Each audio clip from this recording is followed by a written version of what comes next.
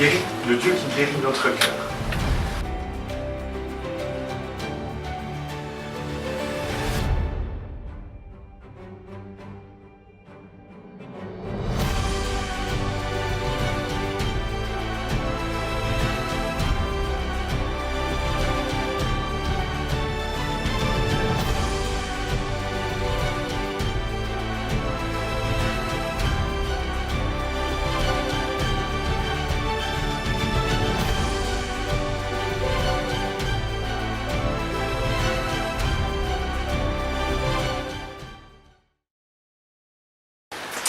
Ce matin, j'aimerais nous parler, attirer notre attention vers le Dieu qui guérit nos cœurs.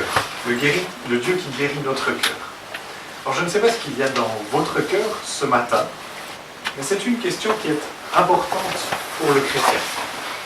Le livre des Proverbes, parmi d'autres, nous dit que, nous appelle ainsi, ça marche, nous dit « Garde ton cœur plus que toute autre chose, car de lui proviennent les sources de la vie. » C'est ce verset que notre communauté à Galsoren a choisi en fait comme devise pour cette année et qui nous accompagne nous-mêmes de notre côté au fil de différents enseignements. Et pour paraphraser un petit peu, on pourrait dire garde ton cœur, garde tes pensées, garde ta vie intérieure, parce que la qualité de toute ta vie en dépend. Dans nos vies qui sont souvent assez remplies de diverses manières, on ne prend pas toujours le temps de nous poser cette question. Qu'y a-t-il dans mon cœur? Qu'est-ce qui se passe dans mon cœur? Il faut avancer bien souvent et s'arrêter 5 minutes pour réfléchir. Ce n'est pas toujours évident. Mais on le fait un petit peu ce matin quand même. En tout cas. Mais la difficulté que l'on rencontre aussi, c'est que ce qu'il y a dans nos cœurs ne nous réjouit pas toujours. Parfois on y trouve de l'agitation, des inquiétudes, des problèmes qui nous travaillent. Et c'est aussi pour ça que l'on préfère peut-être ne pas y regarder. C'est peut-être l'une des raisons pour lesquelles nous avons tendance à remplir notre vie d'activités, de bruit, de choses à faire, de choses diverses et variées.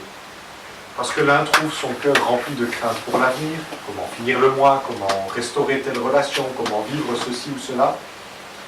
Ou parfois nos cœurs sont dans l'irritation à cause de situations injustes. Un autre encore, peut-être, verra son cœur attaché plus que tout à des biens ou à des personnes qui lui donnent une sécurité illusoire. Chacun sait ce qu'il y a dans son cœur, vous le savez ce matin pour ce qui vous concerne. Mais parfois nos cœurs sont lourds, encombrés, fatigués. Mais que nous en soyons conscients ou pas, ce qui se passe dans nos cœurs a de l'influence sur notre état d'esprit, sur nos réactions face aux autres, et cela change la qualité de notre vie chrétienne bien sûr aussi. Et c'est pour ça que ce matin j'aimerais évoquer la manière dont nos cœurs peuvent trouver en Dieu la guérison de ce que l'on pourrait appeler leur maladie spirituelle. L'Évangile nous parle de joie, de paix, de force en Dieu. Et c'est ce que nous espérons. Pour nos cœurs aussi. Des cœurs calmes et résolus, tranquilles, apaisés, libres de toute l'agitation qui peut parfois s'y mener.